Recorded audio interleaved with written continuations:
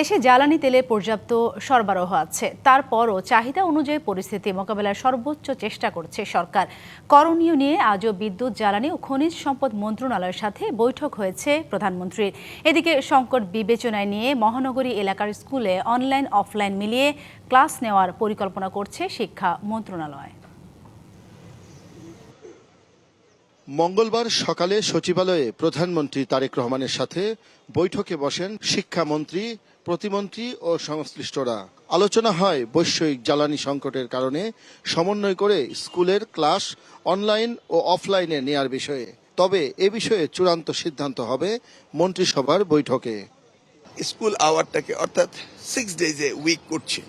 In the mean time আমাদের fuel crisis, international ক্রাইসিসের কারণে আমরা ভাবছি যে ব্ল্যান্ডিং করা যায় কিনা, অন এবং অফ আসবে এবং অনলাইনে, সেটা নিয়ে আমরা আলোচনা করেছি এবং সেগুলিকে আমরা বাস্তবায়ন করার জন্য ইতিমধ্যে আমি সার্ভে করেছি। 55% পিপল চাচ্ছে, ইউজার্সরা চাচ্ছে যে তারা যেন অনলাইনে যায়।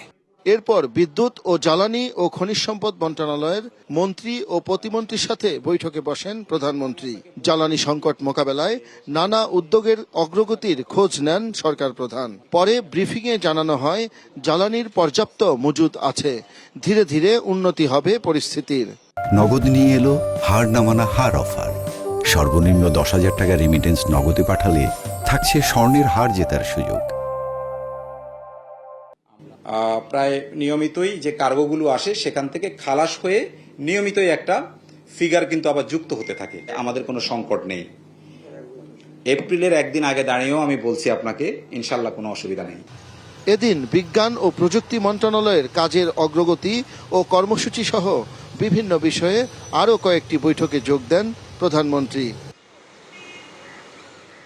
শাহ ইমন, ডিবিসি নিউজ, ঢাকা।